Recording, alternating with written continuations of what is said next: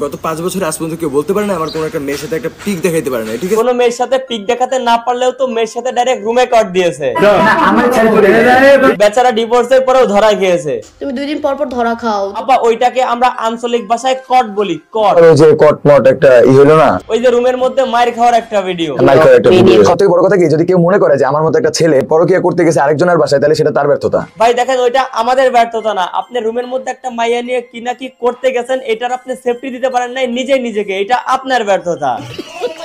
আজকে আমরা কথা বলবো টিকটক সুপারস্টার রাকিব রাজা এবং তার প্রাক্তন স্ত্রী আখি এবং তার বর্তমান স্ত্রীর আলোচ্য বিষয় নিয়ে।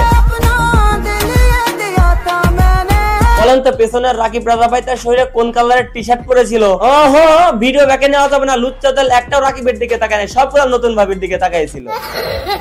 আপনারা যারা অডিয়েন্স আছেন একটা কথা বলেন তো, আমাদের এই রাকিব রাজা ভাই তার প্রাক্তন স্ত্রী এবং নতুন স্ত্রী যেই হোক না কেন সবসময় তাদের পেছনে ডান্স করেন কেন?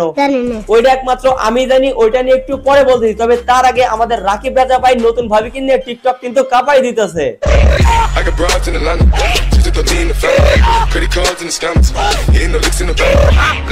ব্লগের নামে নাচে বউ, জামাই পাশে হাসে, বুকে থাকে না ওড়না, লজ্জাহীন তবুও বই নাচে, টাকার আশায় ভুলে গেছে শরীর থাকে ঘোলা, সংস্কৃতি এখন কাঁধে বসে ভাইরাল হলো ভোলা। এইগুলা দেখার পরে সংস্কৃতি আজ কাঁধে বসে, কে রাখে তার খোঁজ, ভিউ বাড়লে সবাই খুশি, নীতি পরে খোঁজ। আমি যেহেতু আমার জীবনটাকে নতুন করে সাজায় নিছি, সেখানে আপনারা অনেক উল্টাপাল্টা কথা বলতেছেন। কেন রে ভাই, আপনারা কেন তাকে নিয়ে উল্টাপাল্টা মন্তব্য করতেছেন? সে যা কিছু করতেছে বিবাহ করেই তো করতেছে, তাই না? আপনারা কি চান আমাদের মতো সেও সারা জীবন দেবদাস হয়ে থাকুক? আপনার সাথে যদি এমনটা হইতো, আপনি কি সারাটা জীবন নিজের দেবদাস বানায় রাখতেন? আর সবথেকে উচিত কথা হচ্ছে, আমাদের ভাই যদি এতটাই খারাপ হতো তাহলে কিন্তু মিডিয়া থেকে মাইয়া নিয়ে এর সাথে ওর সাথে আদিগুদি করতো। আমি যদি অতটাই খারাপ হতাম, ক্যারেক্টারলেস হইতাম, তাহলে আমি বিয়ে করতাম না ভাই। আমি আপনারা যেমনটা জানেন যে অনলাইন জগৎ, আমি বিয়ে করতাম না। আমি এখানে ওইখানে এর সাথে ওর সাথে। ভাই ছোট্ট একটা ভুল হয়ে গেছে, আপনি চাইলেই বিবাহ না করে এর ওর সাথে কিছু করতে পারতেন না, কারণ আপনি বিবাহ করার পরে বউর ফেস ব্যবহার করে আপনি ভাইরাল হয়েছেন। বউ না থাকলে তখন ভাই মিডিয়াতে ভিউজ কই পাইতেন?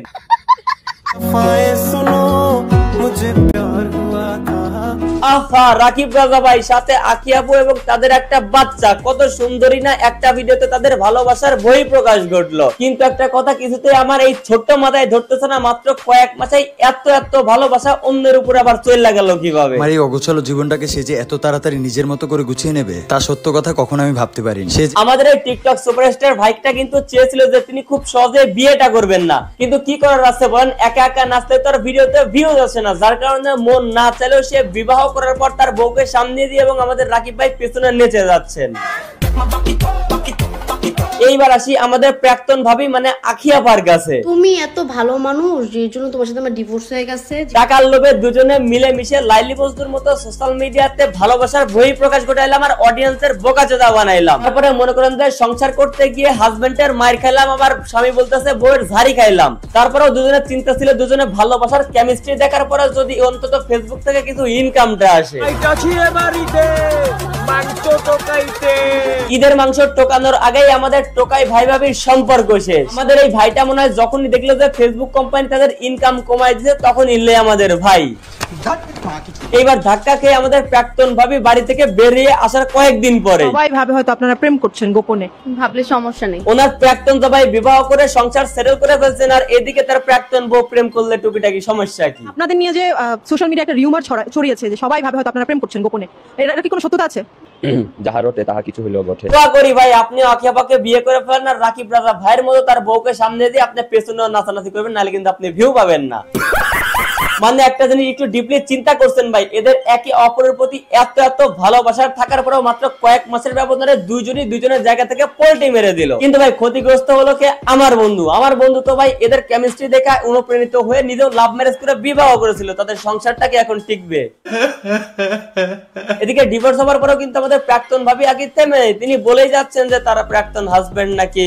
তুমি তো এমনি অনেক বেশি ভাইরাল ভাই, তুমি 2 দিন পর পর ধরা খাও। আবার অন্যদিকে আমাদের টিকটক সুপারস্টার রাকিব রাজা ভাই ইন্টারভিউ সেটে বসে তার প্রাক্তন বউকে খোঁচা মেরে গান গেয়ে যাচ্ছে। লাঙ্গের আশা কইরা তোমার ভাতারের ভাত চাঙ্গে, লাঙ্গের আশা কইরা তোমার ভাতারের ভাত চাঙ্গে, তোমার লাঙ্গে গো আধা পথে নিয়া কোমর ভাঙ্গে। একদম বোঝাই যাইতেছে যদি প্রাক্তন বউর হাতের কাছে পাইতে চাইলে যে কি করতো রে ভাই, দাঁতের উপর দাঁত রেখে প্রাক্তন বউর উপর রাগ ঝাড়তেছে গানের মাধ্যমে। মানে অল ক্লিয়ার, এই দুইটা টিকটকার ডিভোর্স করার পরেও একজন আরেকজনের উপরে দোষারোপ করে নিজেরা ভিউ কামাচ্ছে, আর বোকাচোদা হচ্ছে আমরা। কি ভাই এখন কি মনে হইতেছে, পুরা কাহিনীটা দেখার পর আপনাদের মাথাটা একদম গেছে? মাথা খুবই যন্ত্রণা, 3টা মাথা বিষের বড়ি খাইলাম। বড়ি মরি খাওয়ার দরকার নেই, একটা কাজ করেন, যে এখানে ক্লিক করে সাবস্ক্রাইব করেন, আমার ভিডিও দেখেন, ভিডিও দেন, মাথা ক্লিয়ার হয়ে যাবে ভাই। আচ্ছা সো আজকের ভিডিও এ পর্যন্ত। ভিডিও কেমন লাগলো কমেন্ট করেন, ভালো লাগলে লাইক করেন, পেজ হলে ফলো করেন, আর হ্যাঁ ইউটিউব চ্যানেল অবশ্যই এখানে ক্লিক করে সাবস্ক্রাইব করেন।